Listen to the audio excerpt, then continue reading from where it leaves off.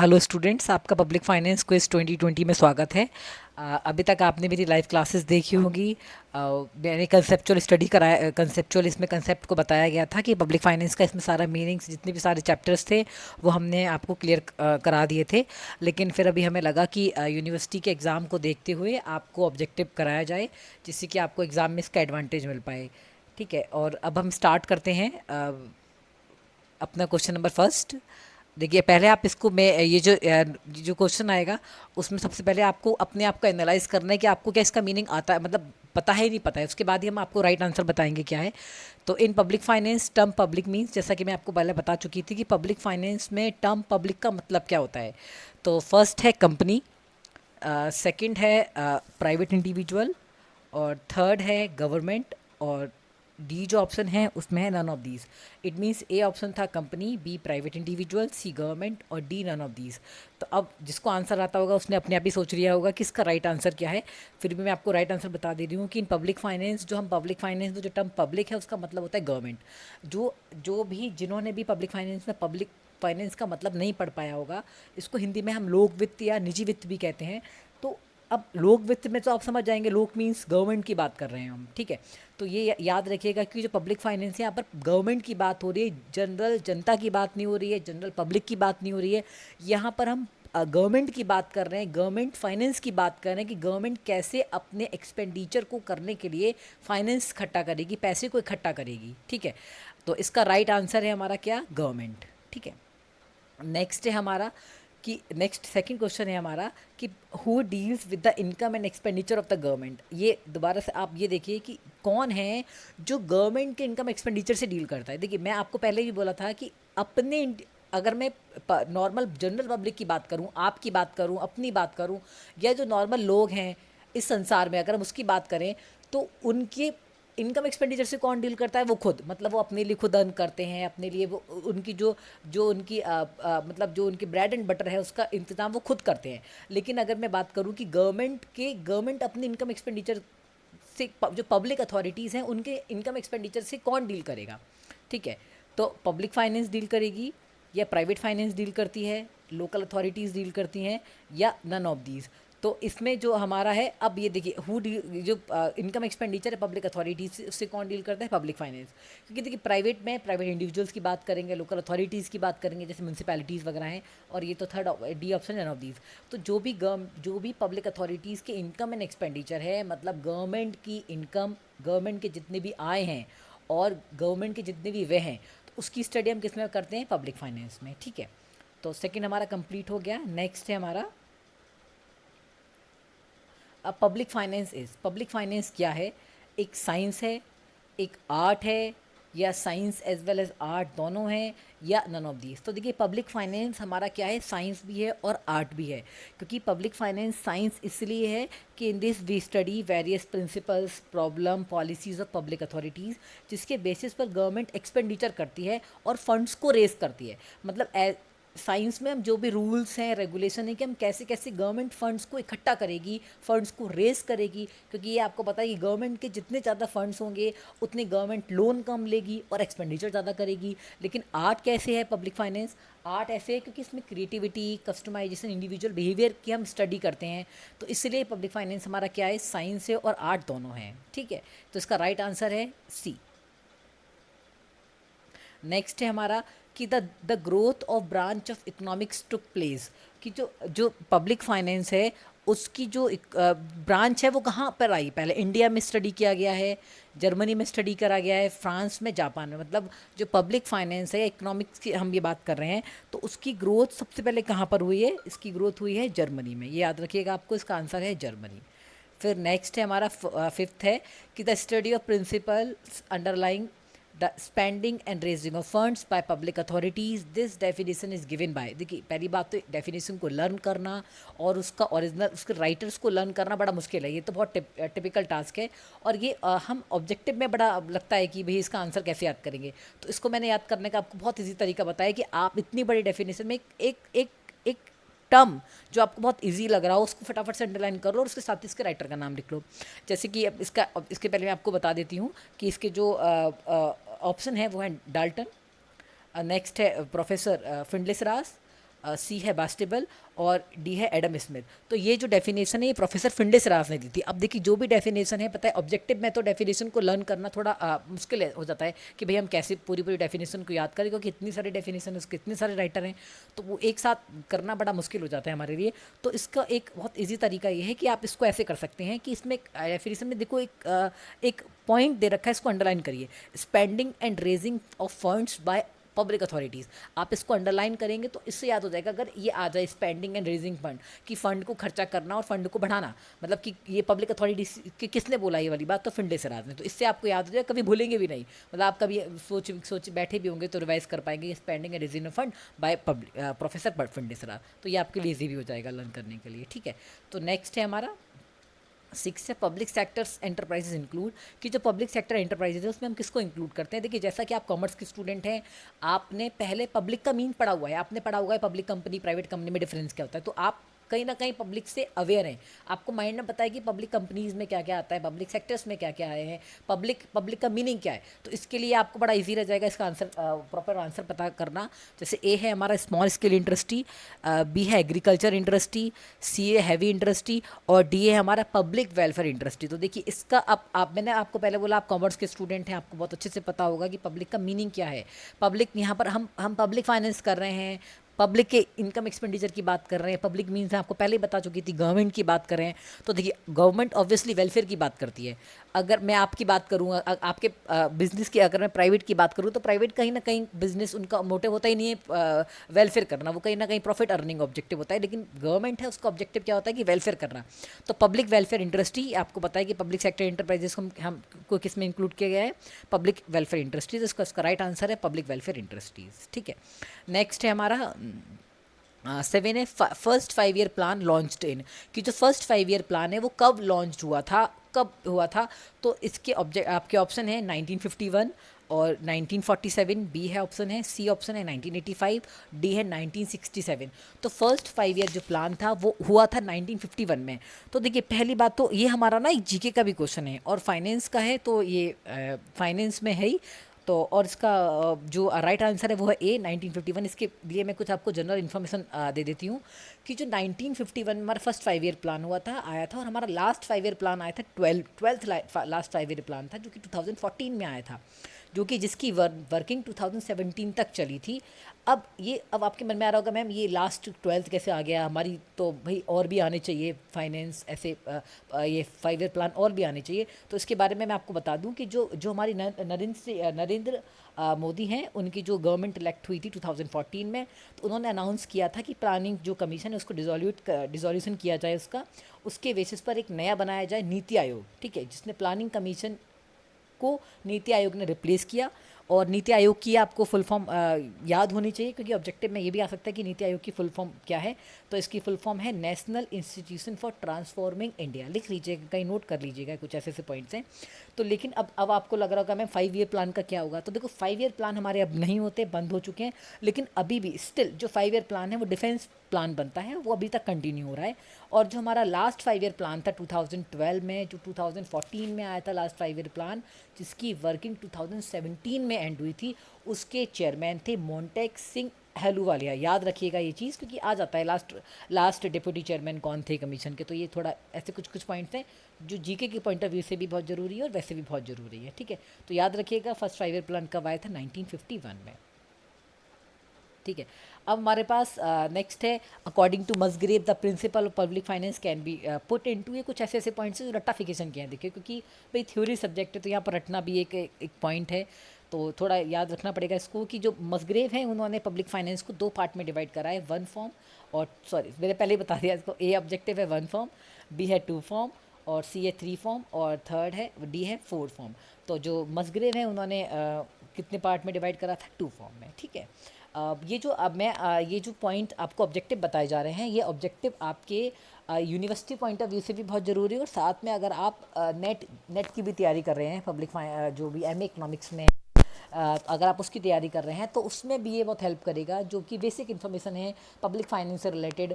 जो बच्चे जिन्होंने आई थिंक बुक अभी नहीं पढ़ी है, थोड़ा थोड़ा उनको लग रहा है कि भाई कैसे स्टार्ट करना है, क्या स्टार्ट करना है, कैसे होगा, तो वो इससे स्टार्ट कर सकते हैं। थोड़ा थोड़ा बेसिक इन्फो पता चल जाएगा कि पब्लिक फाइनेंस में हम क्या रीड करेंगे, ठीक है। अब when expenditure exceed total tax revenue it is called. देखिए ये बहुत मैं अगर आपने मेरी लाइव क्लासेस ली होंगी तो मैं क्लास में भी बहुत बार डिस्कस कर चुकी हूँ कि जब हमारे खर्चे ज़्यादा हो जाते हैं और हमारा टैक्स कम होता है। देखिए मैं गवर्नमेंट की पॉइंट ऑफ व्यू से बात कर रही हूँ, हम पब्लिक फाइनेंस कर रहे हैं, हम सारी बातें गवर्नमेंट की बात करेंगे। जब जब हम जनरल पब्लिक की बात करेंगे तो आपको बता दिया जाएगा, लेकिन हम यहाँ गवर्नमेंट की बात कर रहे हैं। जब गवर्नमेंट के एक्सपेंडिचर ज़्यादा हो जाते हैं, गवर्नमेंट के टैक्सेस कम है, तो उसको हम क्या बोलेंगे? ठीक है, surplus budget, deficit budget, balanced budget, या डी ऑप्शन है लास्ट, नन ऑफ दीज। तो देखिए मैं आपको पहले ही बता चुकी थी, जब गवर्नमेंट के एक्सपेंडिचर ज़्यादा है, खर्चे ज़्यादा हैं और गवर्नमेंट के टैक्सेस कम हैं, तो उससे हमारा क्या हो जाएगा? डेफिसिट बजट हो जाएगा। देखिए अच्छा, इसके लिए मैं आपको, क्योंकि डेफिसिट बजट का मतलब होता है जब हमारे खर्चे ज़्यादा होते हैं, भाई नुकसान हो रहा है आपको और आपकी इनकम कम है, टैक्सेस कम है गवर्नमेंट के पास, तो रेवेन्यू कम है, तो उससे डेफिसिट बजट होगा। अच्छा मैं आपको पहले भी बता चुकी थी कि अगर मैं बात करूं आपके पॉइंट ऑफ व्यू से, अगर आप हो, आप गवर्नमेंट आपके ऊपर खर्चा कर रही है, तो आप कौन सा बजट बेस्ट मानेंगी, डेफिसिट बजट या सरप्लस बजट? तो आप हमेशा याद रखिएगा, अगर हम गवर्नमेंट पॉइंट ऑफ व्यू से बात करें तो डेफिसिट बजट बेस्ट बजट होता है, क्योंकि हम ये सोचेंगे भाई गवर्नमेंट ज़्यादा खर्चा करेगी और अच्छा है, तो भाई इनकम कम हो रही है, खर्चा हमारे ऊपर ज़्यादा ज़्यादा वेलफेयर प्रोग्राम्स चल रहे हैं, इसका मतलब गवर्नमेंट बहुत ज़्यादा वेलफेयर प्रोग्राम चला रही है, तो डेफिसिट बजट बेस्ट माना जाता है।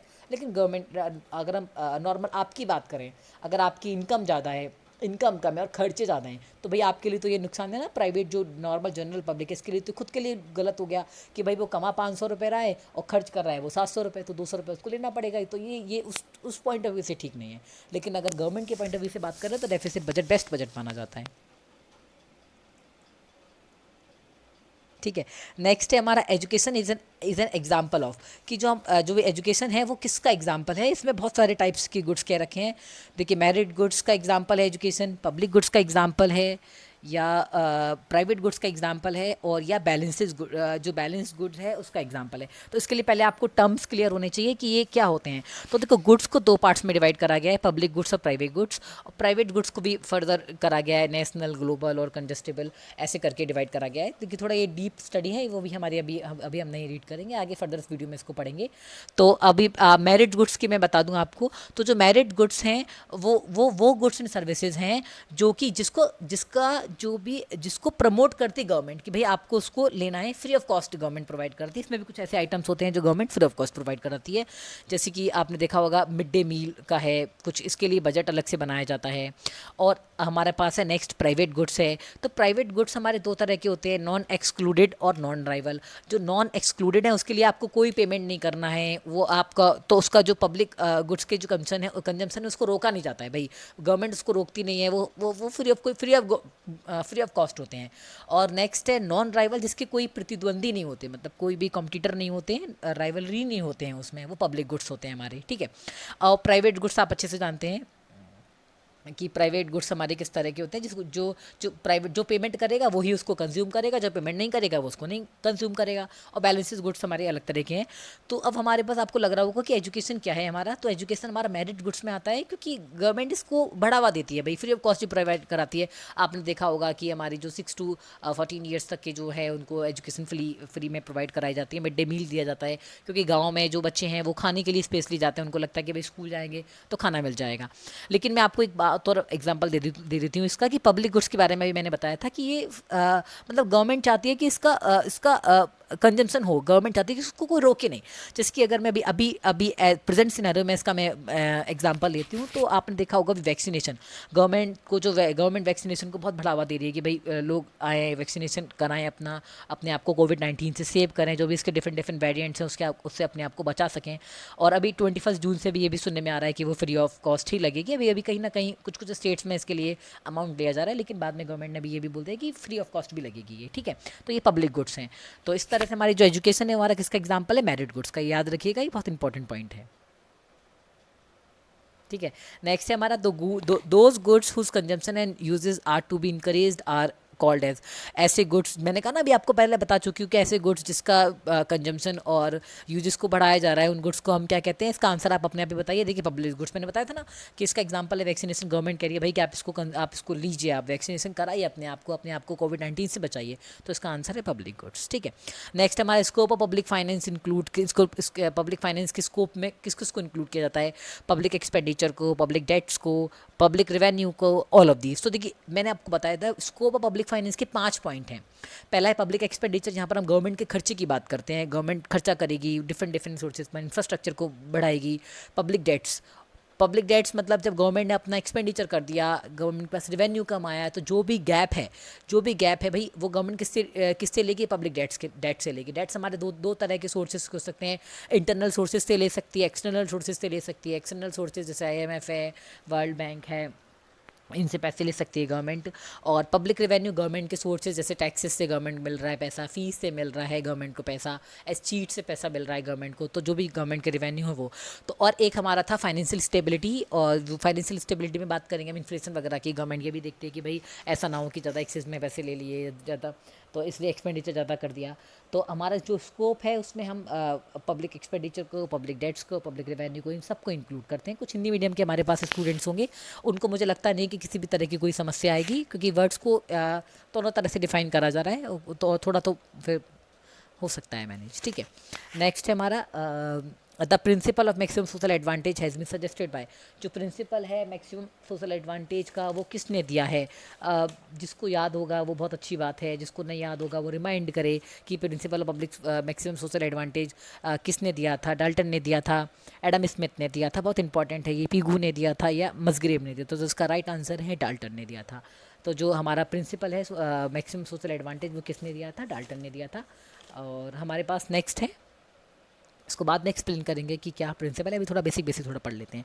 पब्लिक अथॉरिटीज़ में किसको इंक्लूड किया जाता है? सेंट्रल गवर्नमेंट को इंक्लूड किया जाता है, स्टेट गवर्नमेंट को इंक्लूड किया जाता है, लोकल गवर्नमेंट को, या ऑल ऑफ दीज? तो इसका राइट आंसर है ऑल ऑफ दीज। अब देखिए इसमें हम पब्लिक अथॉरिटीज़ मतलब जितनी भी गवर्नमेंट हैं, जितनी भी गवर्नमेंट की लेयर हैं, जो मिडिल लेयर से, जो लोअर लेयर से अपर लेयर तक वर्क करते हैं, उन सबको इंक्लूड करते हैं हम। लोकल गवर्नमेंट को इंक्लूड करेंगे इसमें, स्टेट गवर्नमेंट को इंक्लूड करेंगे, सेंट्रल गवर्नमेंट को, लोकल गवर्नमेंट में जो म्यूनसिपैलिटी है जो वर्क करती है लोकल लेवल पर, सिटी लेवल पर जो वर्क करती है, स्टेट गवर्नमेंट जो पूरे स्टेट लेवल में वर्क करती है, और सेंट्रल गवर्नमेंट जो पूरे नेशनल लेवल पर वर्क करती है, इन सबको पब्लिक अथॉरिटीज़ में इंक्लूड किया जाता है। ठीक है, नेक्स्ट है हमारा which is the main point on the basis of which public finance can be separated from public private finance. कौन सा पॉइंट है जिसके बेसिस पर पब्लिक फाइनेंस और प्राइवेट फाइनेंस दोनों को डिफ्रेंशिएट किया गया है? बोरोइंग, प्राइवेट पॉलिसी, सीक्रेसी और इलास्टिसिटी ऑफ डिमांड। तो इसका राइट आंसर है सीक्रेसी, क्योंकि पब्लिक फाइनेंस में सीक्रेसी ज़्यादा नहीं मेंटेन हो पाती है। बजट बनता है, आपने देखा होगा, जिसमें एक्सपेंडिचर की बात करते हैं, हम बताते हैं कि हमें कहाँ कहाँ खर्चा करना है, इनकम की बात करते हैं, जैसे देखा होगा आपने टैक्सेस को कि जो रिवाइज्ड रेट्स हैं वो भी बजट में थ्रू आती हैं। तो जो सीक्रेसी पॉइंट है वो हमारा मेन पॉइंट है, जिसके बेसिस पर प्राइवेट और पब्लिक फाइनेंस दोनों को डिफ्रेंशिएट किया गया है। नेक्स्ट है who is the father of public finance. Public finance के फादर कौन है? डाल्टन है, मसग्रेव हैं, एडम स्मिथ हैं, या पीगू हैं? तो जो पब्लिक फाइनेंस है उसकी जो फादर हैं वो हैं डाल्टन। लेकिन अगर आप और भी कहीं देखेंगे, आप किसी और सोर्सेज पर देखेंगे, तो उसमें आएगा फादर कौन है तो डाल्टन। अगर हु इंट्रोड्यूस, किसने इंट्रोड्यूस किया था, तो आप देखेंगे इसका कहीं कहीं आंसर मसग्रेव भी दे रखा है 1956 में। ठीक है, तो फादर आया तो डाल्टन लगा देना, इंट्रोड्यूस आया तो आप लगा देना मसग्रेव 1956। ठीक है, नेक्स्ट हमारा पब्लिक एक्सपेंडिचर इंक्रीजेज। जब पब्लिक एक्सपेंडिचर कब कब बढ़ेगा? इंटरेस्ट रेट से, इंपोर्ट से, एक्सपोर्ट से, या एम्प्लॉयमेंट से? तो पब्लिक एक्सपेंडिचर एम्प्लॉयमेंट से बढ़ेगा। देखा होगा आपने, गवर्नमेंट खर्चा कब कब करेगी? जब एम्प्लॉयमेंट को जनरेट करेगी। नए एम्प्लॉयमेंट को जनरेट करने में पब्लिक एक्सपेंडिचर ज़्यादा होता है। ठीक है, नेक्स्ट है हमारा कि प्राइमरी डेफिसिट का मतलब क्या है? तो प्राइमरी डेफिसिट है, फर्स्ट है रेवेन्यू डेफिसिट में से इंटरेस्ट को माइनस कर देंगे, फिजिकल डेफिसिट में से रेवेन्यू डेफिसिट को माइनस कर देंगे, और बजटरी डेफिसिट है हमारा। नेक्स्ट है फिजिकल डेफिसिट और इंटरेस्ट। तो हमारा इसका राइट आंसर है D, physical deficit and interest. को थोड़ा समझ लेते हैं। तो फिजिकल डेफिसिट में से हम नेट इंटरेस्ट ऑन बोरिंग को माइनस कर देंगे, तो हमारा क्या आ जाएगा? Primary deficit. मतलब इसको हम नॉर्मली पढ़ें तो इंटरेस्ट देने के बाद गवर्नमेंट के पास जो बोरोड फंड में जितना भी अमाउंट बचता है, ठीक है, वो हमारा क्या होता है? फिजिकल प्राइमरी डेफिसिट हो जाएगा। मतलब गवर्नमेंट ने फॉर एग्जांपल अमाउंट ले रखा है किसी से 10,000 रुपये का, 10,000 मैं ऐसे बता रही हूँ, मैं लाख नॉर्मली बता रही हूँ, समझ में आ जाए जिससे कि, और उसमें आपको 300 रुपये की इंटरेस्ट देनी है, 3,000 रुपये की इंटरेस्ट देनी है, तो 10,000 में से 3,000 का 7,000 बची, तो आपका क्या हो जाएगा, प्राइमरी डेफिसिट। अच्छा, उसके बाद हमारे पास क्या होता है, जो भी हमारा जो भी रेवेन्यू, देखिए इसका मतलब क्या होता है, जो प्राइमरी डेफिसिट है वो जितना ज़्यादा होगा उतना अच्छा होगा, इसका मतलब गवर्नमेंट उतनी ही एफिशिएंट होगी, ठीक है, अपने जो बोरोड फंड में से पैसे देने के लिए, उसको अमाउंट देने के लिए, ठीक है। नेक्स्ट है the government which taxes the least is best, is the belief of, ऐसी गवर्नमेंट जो सबसे ज़्यादा, सबसे कम टैक्स लगा रही है वो सबसे बेस्ट है। ये देखा होगा आपने, ये किस किस के व्यू पॉइंट है, कौन मानता है ये, तो इसका राइट आंसर है क्लासिकल। जो क्लासिकल इकोनॉमिस्ट है वो कहते हैं कि बेस्ट गवर्नमेंट वो होती है जो सबसे कम टैक्सेस लगाए, ठीक है ना, मतलब गवर्नमेंट इंटरफेरेंस होना ही नहीं चाहिए, वो कहते हैं कोई भी टैक्सेस नहीं होना चाहिए, कुछ भी नहीं होना चाहिए। क्लासिकल इकोनॉमिस्ट ये मानते हैं कि कम से कम टैक्स लगना चाहिए।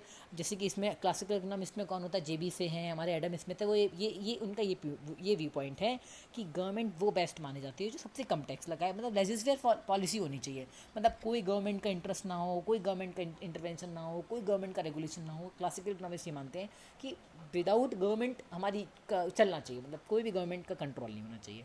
तो क्लासिकल इकोनॉमिस्ट हैं वो कहते हैं कि the government which taxes the least is the best. Next है हमारा लास्ट है, view of Mrs Hicks on policy of public finance can B divided into.